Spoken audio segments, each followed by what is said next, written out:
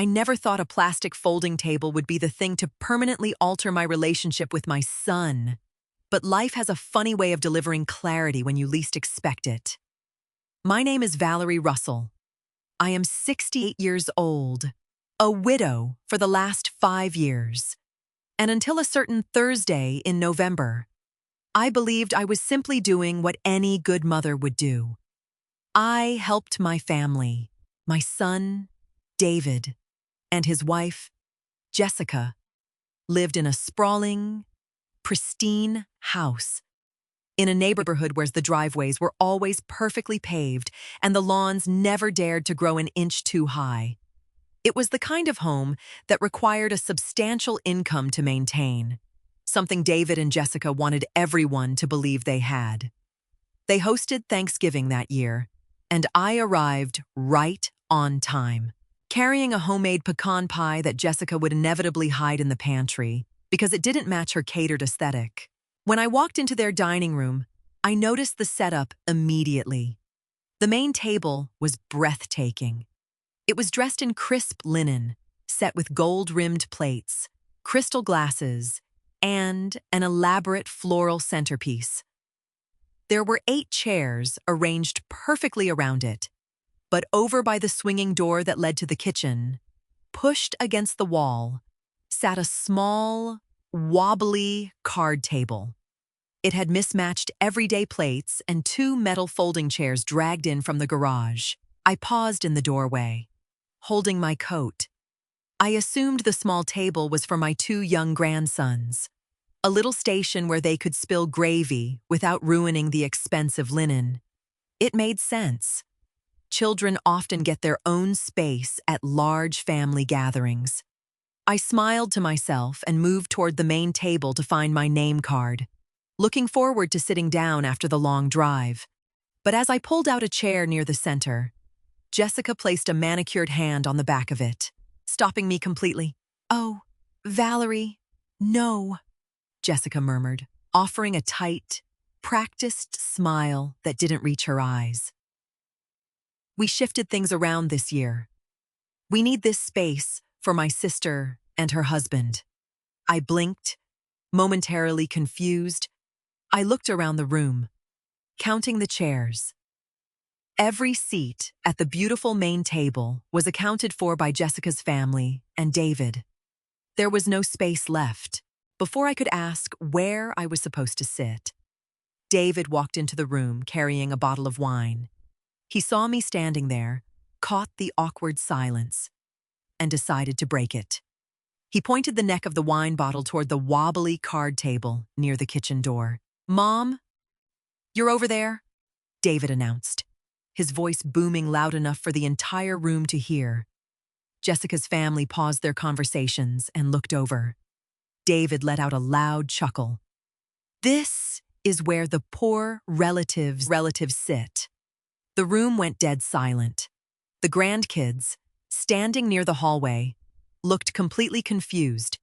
Jessica's brother smirked and took a sip of his drink. I didn't argue. I didn't cry. I didn't demand an explanation or create a scene to ruin their holiday. I just stood there and looked at my son. I saw the arrogant tilt of his chin, the way he looked around waiting for laughs that didn't come, and the absolute lack of respect in his eyes. I realized then that to him, I wasn't a mother. I was a punchline. I was an old woman in a plain sweater who drove a 10-year-old car and didn't fit into their magazine cover lifestyle. I simply reached down, picked my purse back up from the chair I hadn't been allowed to sit in, and adjusted the strap on my shoulder. "Have a good dinner?" I said, my voice completely steady. I turned around, walked out the front door, and quietly pulled it shut behind me. The drive back to my townhouse took 45 minutes, and I spent the entire trip in absolute silence. I didn't turn on the radio. I didn't shed a single tear. When a woman reaches a certain age, she learns to recognize the difference between a misunderstanding and a revelation. What happened in that dining room wasn't an accident or a harmless joke. It was a clear statement of my value in their home. My late husband, Thomas, and I had worked hard our entire lives. When he passed, he left me secure. The house we raised our kids in was paid off. The life insurance was substantial, and his pension transferred to me. I sold the big house, bought a modest townhouse, and lived a quiet, frugal life. I didn't care about designer clothes or luxury vacations. I cared about stability. David, on the other hand, cared about the appearance of success. He wanted the corner office lifestyle on a middle management salary.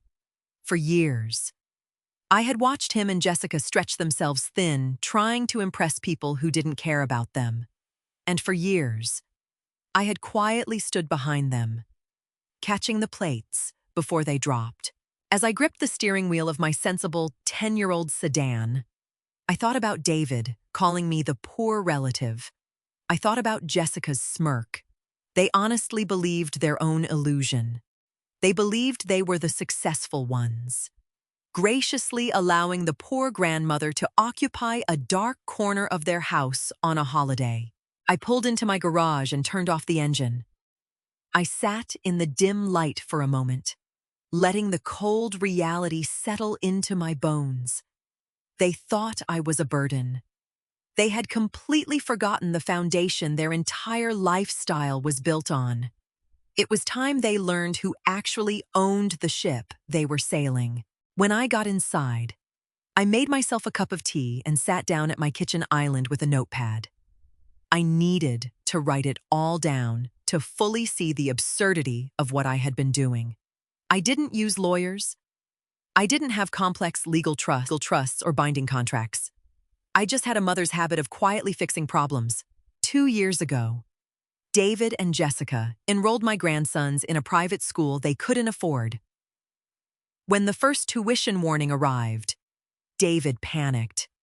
Since then, I logged into the school portal every month and paid the balance directly from my checking account. Then there were the utilities. Jessica hated dealing with bills, so their electricity, water, and internet were linked directly to my credit card on autopay. It was supposed to be a temporary arrangement while David transitioned between jobs 3 years ago. Temporary had become permanent, but the biggest piece of the puzzle was sitting right in their driveway. David drove a brand new luxury SUV. When he tried to lease it, his credit was too poor, and his debt-to-income ratio was a disaster. He begged me to help. I didn't co-sign. I simply bought the vehicle in cash. The title was entirely in my name. The registration was in my name. I just handed him the keys and let him pretend it was his. I looked at my notepad. Thousands of dollars a month, quietly flowing out of my accounts to maintain their illusion of wealth. I was funding the very arrogance that allowed them to put me at a folding table by the kitchen door. My finger hovered over my banking app on my phone. I could stop it all right then, on Thanksgiving night. But I decided to wait. I closed the notepad. Let them enjoy their turkey. Monday was soon enough. Friday and Saturday passed with a strange, peaceful quiet. I spent my time in the garden, preparing my rose bushes for the coming winter. The physical work felt good. It grounded me. My phone buzzed a few times. David sent a text on Friday afternoon. "Sorry you left so fast yesterday. Mom, everyone thought it was weird. It was just a joke. You didn't have to overreact." I read the message, set the phone down on the counter, and went back to my gardening. I didn't type a reply. There was nothing left to discuss. On Saturday evening, my daughter, Sarah, called.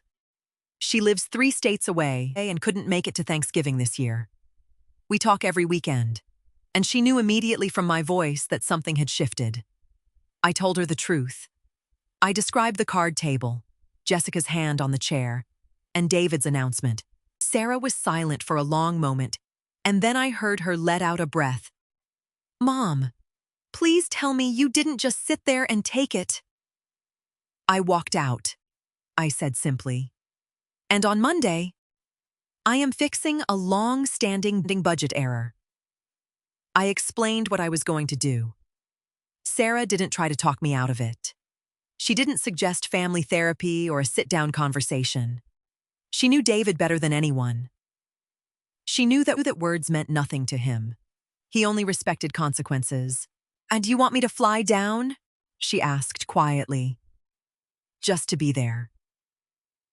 "No, sweetheart," I replied, smiling at the phone. "I'm perfectly fine. Actually, for the first time in years, I feel like I can finally breathe." By Sunday night, my plan was set. All I needed was for the clock to strike 9 on Monday morning. Monday morning arrived crisp and clear. I brewed a strong pot of coffee, sat down at my laptop, and opened my banking portal. There was no anger left in my chest, only the cool efficiency of a woman cleaning out a cluttered closet. First, I went to the credit card management tab. I found the recurring charges for their electricity, water, and internet. With 3 clicks, I canceled the auto payments and deleted the card from their accounts. Next month, the bills would bounce straight back to David's email. Then, I opened a new browser tab and logged into the grandson's private school portal. The spring semester tuition was scheduled to pull from my account in 10 days. I deleted my banking information entirely. I navigated to this contact page, changed the primary billing email back to David's, and logged out. If they wanted private school, they could pay private school prices. Finally, I called my bank. I instructed them to close the joint checking account I had opened years ago to help Jessica with grocery money. I transferred the remaining balance into my primary savings and shut the account down completely. It took me less than 20 minutes. 30 years of coddling. Dismantled before my coffee even got cold. I didn't need to hire a lawyer or file any paperwork. I just needed to remember that my money belonged to me. I closed my laptop and took a sip of my coffee. It tasted wonderful. There was just one loose end left, and it was currently parked in David's pristine driveway. I went to my hallway closet, reached into the small lockbox on the top shelf, and pulled out a spare set of car keys. I called an Uber. I didn't want my own car sitting at David's house. The driver dropped me off at the corner of their neighborhood just before 11 in the morning. I walked the rest of the way, the autumn breeze crisp against my face.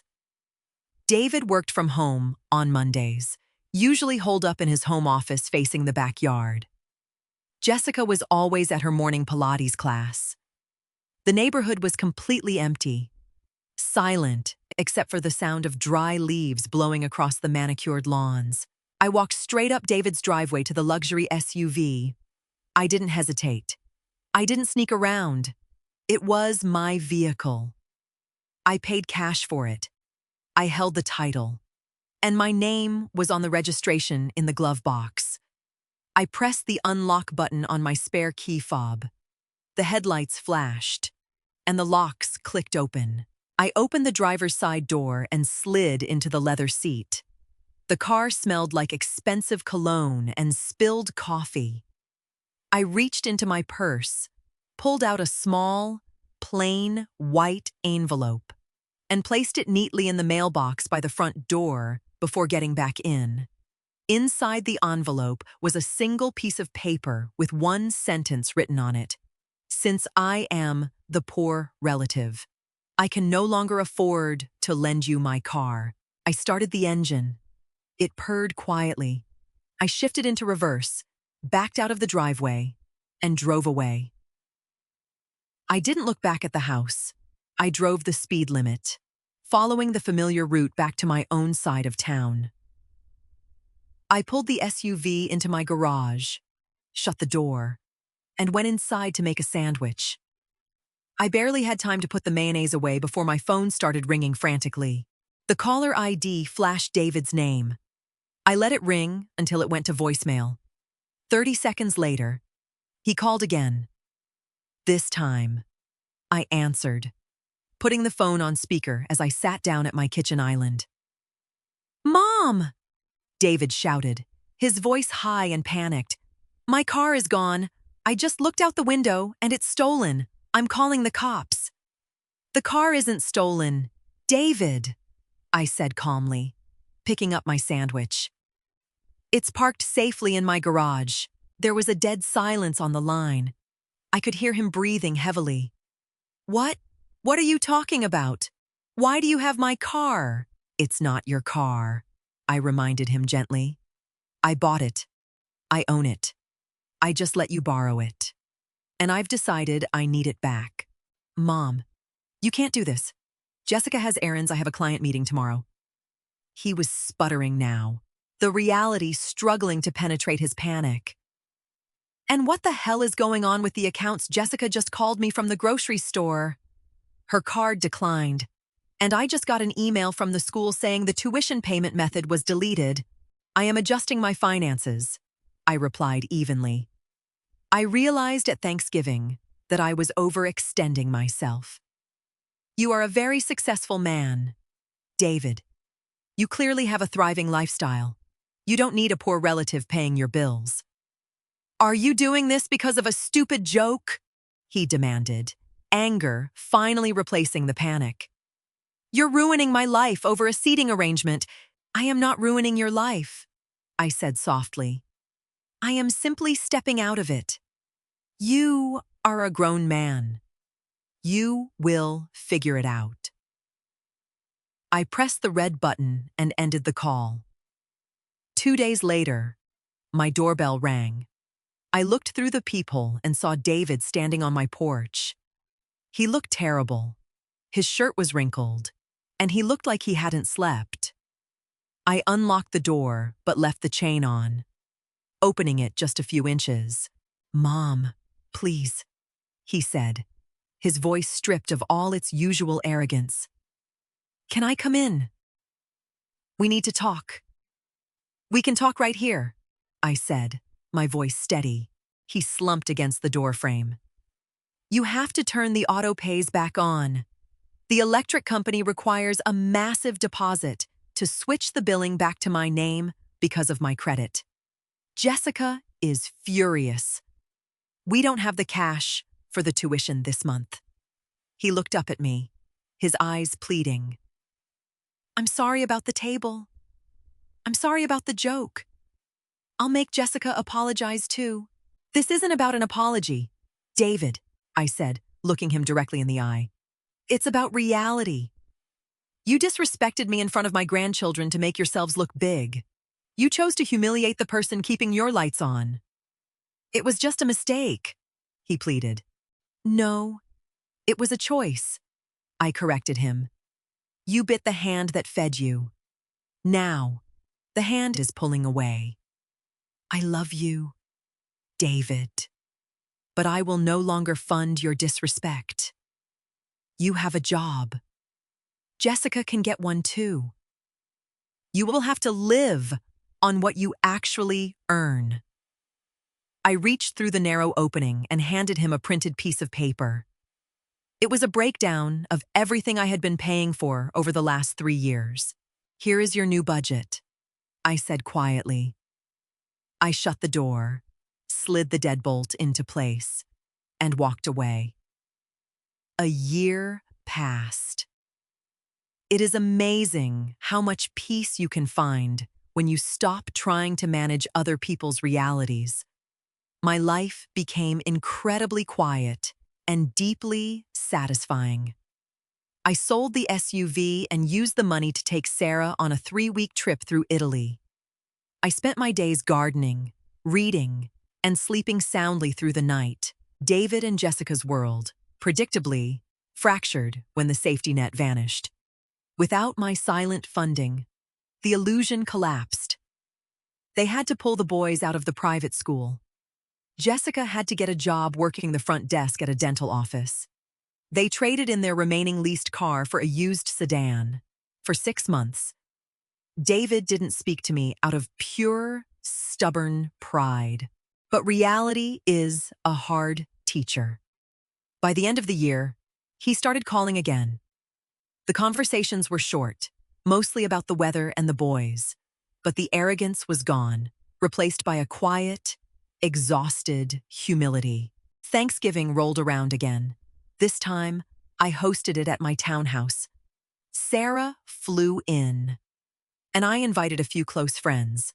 A week before the holiday, David called and asked if he and the boys could come. I told him yes, on the condition that Jessica leave her attitude at the door. We all sat around my dining room table. It is a large, round, wooden table. There is no head of the table, and there are certainly no corners. Everyone sits together, equal and present. David sat quietly, eating the pecan pie Jessica used to hide. I lost the illusion of a perfect family that year.